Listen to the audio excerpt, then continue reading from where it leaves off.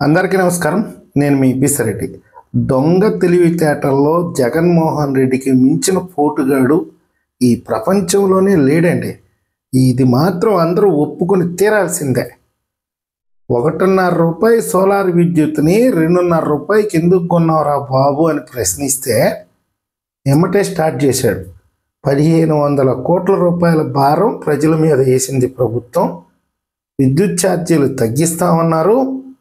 పైగా 1500 కోట్ల రూపాయల భారం వేశారు. నిజంగా అడుగుతున్నాను, వైఎస్ఆర్సీపీ నాయకులకు కానీ వైఎస్ఆర్సీపీ సోషల్ మీడియా సైకులకు కానీ ఎవరైతే మీకు మద్దతుగా నిన్న మీరు చేసినటువంటి ధర్నా సూపర్ సక్సెస్ అని ప్రచారం చేసే టీవీ ఛానళ్ళు, అవే తెలంగాణ తెలుగు ఛానల్స్ కానీ మీకు దమ్ము ధైర్యం నిజాయితీ ఉంటే 1500 కోట్ల రూపాయలు ప్రజల మీద విద్యుత్ భారం వేసిన ఆధారాలు ఏదైనా ఉంటే, దానికి సంబంధించిన జీవో ఏదైనా మీ దగ్గర ఉంటే తక్షణం బయటపెట్టండి. ఇది కేవలము మైండ్ డైవర్ట్ పాలిటిక్స్. ఆ విద్యుత్ కుంభకోణంలో, ఆ విద్యుత్ కొనుగోలు ఒప్పందంలో చేసినటువంటి అవినీతి ఆరోపణలు దాదాపుగా 1750 కోట్ల రూపాయలు లంచం తీసుకున్నట్టుగా జగన్మోహన్ రెడ్డి మీద ఆరోపణలు వస్తే, ఆ ఆరోపణల నుంచి తప్పించుకోవడం కోసం దాని మీద ఏమన్నా ఈ ప్రభుత్వం విచారణకు ఆదేశిస్తుందేమో అంటే, దాదాపుగా విజిలెన్స్ విచారణ ఉంది, సిఐడి విచారణ ఉంది, త్వరలోనే దీనికి సంబంధించినటువంటి అనుమతులన్నీ తీసుకుంటున్నారు. అటు కేంద్ర ప్రభుత్వం నుంచి ఇటు గవర్నర్ నుంచి కూడా అనుమతులు తీసుకొని ఇంకొక 4 రోజుల్లో జగన్మోహన్ రెడ్డిని ఇంట్రాగేట్ చేస్తారు, అరెస్ట్ చేస్తారు అనుకున్న తరుణంలో మొదలుపెట్టారు. 1500 కోట్లు భారం వేసేసారని.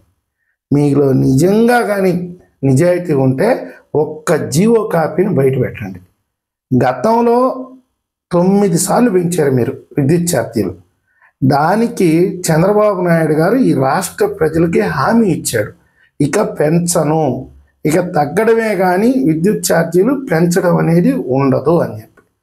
ఈరోజు ప్రతి ఒక్కరికి తెలుసు, గతంలో కరెంటు బిల్లు వస్తే ఏవేవో ఛార్జీలు ఉండేది ఆ బిల్లులో. రేపటి బిల్లు చూసుకొని కావాల్సింటే చెక్ చేసుకోండి, కేవలం సర్వీస్ ఛార్జ్ తప్ప ఇక అదనపు ఛార్జీలు అనేది ఎక్కడా కనపడవు.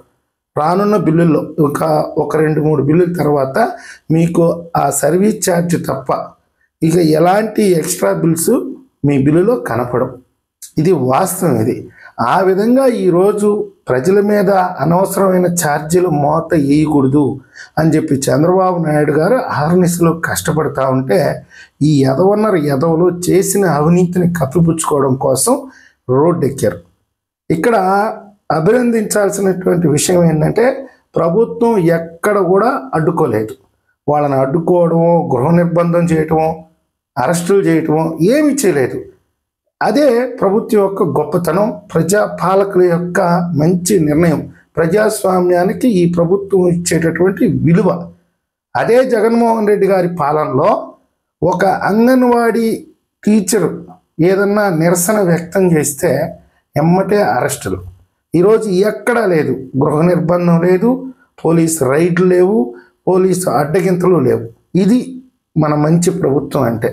ప్రజాస్వామ్యంలో ఎవరైనా నిరసన తెలియజేయవచ్చు, కానీ ప్రజలు పోరాటంలో భాగస్వాములు కావాలి, ప్రజలు మీ నిరసనలో భాగస్వాములు కావాలి. ఎక్కడ కూడా ప్రజల నుంచి అలాంటి స్పందనే లేదు. ఎవ్వరూ ప్రశ్నించరా. మీరే దొంగతనాలు చేసి, దోపిడీలు చేసి ప్రజలను ఇబ్బందులు పెట్టినటువంటి మీరే ఈరోజు రోడ్డెక్కితే, అలాంటిది ప్రజలు నిజంగానే విద్యుత్ ఛార్జీలు భారం మీలాకుండా ఉంటే ప్రజలే ప్రశ్నిస్తారు ప్రభుత్వాన్ని. మీ దాకా ఎందుకు తీసుకొస్తారు? మీలాగా నిరంకుశ నియంతృత్వ పాలన ఏం కాదు కదా వాళ్ళది. ప్రజల కష్టాల్లో వాళ్ళు కూడా భాగస్వాములుగా ఉంటారు. ప్రజల కష్ట నష్టాలు తెలుసుకోవడానికి ప్రయత్నిస్తారు. ఏదన్నా భారంగా ఉంటే దాన్ని వెంటనే వేరే విధంగా ఆ భారాన్ని తగ్గించేదానికి ప్రయత్నించే ప్రభుత్వం ఇది. మీలాగా అక్రమ అరెస్టులు చేసి అర్ధరాత్రి పూట గోడలు దూకి ఇంట్లో కుటుంబ సభ్యులకు కూడా చెప్పకుండా తీసుకుపోయి 3rd డిగ్రీ ఇచ్చే ప్రభుత్వం కాదు కదా.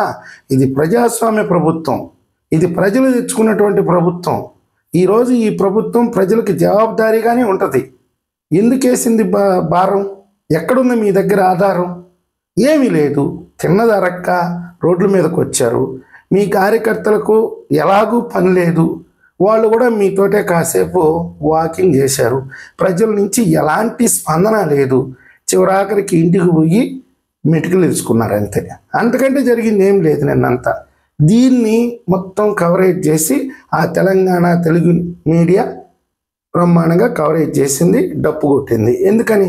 గతంలో మీ దగ్గర ఏదో చిల్లర ఏరుకొని ఉంటారు కాబట్టి ఆ విశ్వాసాన్ని ఇప్పుడు ప్రదర్శిస్తున్నారు. వాళ్ళకి మీకు పర్టికులర్గా చెప్తున్నా, వాళ్ళకి మీకు ప్రజల చేతిలో తగిన సమయంలో తగిన విధంగా గుణపాఠం అయితే తప్పకుండా ఉంటుంది. కాకపోతే ఈరోజు రాష్ట్ర పరిస్థితి అధ్వానంగా ఉంది. కొంచెం ఓర్చుకోవాలి. ప్రభుత్వ పాలన గాడిలోకి రావాలి. ప్రజలు కూడా ప్రభుత్వానికి సహకరించాలి. కాబట్టే ప్రజలు కూడా మీ పట్ల ఎంతో వ్యతిరేకత ఉన్న ఈరోజు సంయమనం పాటిస్తున్నారంటే రాష్ట్ర భవిష్యత్తు కోసమే. మీరు ఈ రాష్ట్రాన్ని సర్వనాశనం చేయాలని ప్రయత్నిస్తున్నారు. మీరు ఎంత నీచ నికృష్టులంటే పేదల బియ్యాన్ని మీ సొంత గోడంలో దాచిపెట్టుకొని మీ సొంత వ్యక్తుల చేతే భద్రత ఏర్పాటు చేసుకొని టన్నులు కొద్ది బియ్యాన్ని ఎత్తేసారు. మొన్న పేరుని నాని విషయం బయటకు వచ్చింది. నిన్న బుగ్గన, ఆయన ఆర్థిక శాఖ మంత్రి బుగ్గన రాజేంద్రనాథ్ రెడ్డి విషయం బయటకు వచ్చింది. త్వరలో ఆల్రెడీ పేరు నాని అబ్స్కాండెడ్, ఎక్కడ దాక్కున్నాడో నిన్న మొన్నటి దాకా మీసాలు మెలేసాడు. పవన్ కళ్యాణ్ మీద ఒంటి కాలు మీద రెచ్చిపోయాడు, పెద్ద పోటుగాళ్ళలాగా. మరి ఎందుకు అంత పోటుగాడు ఏడ దాక్కున్నాడు? ఇప్పుడు రేపటి నుంచి బుగ్గన రాజేంద్రనాథ్ రెడ్డి కూడా ఏ దాంట్లోనూ దాచుకుంటాడు. అది తథ్యం జరిగి తీరుతుంది. ఇంకా 2-3 నెలల్లో జగన్మోహన్ రెడ్డి గారు కూడా ఏదో కలుగులో దాక్కోవాల్సిన పరిస్థితి వస్తుంది.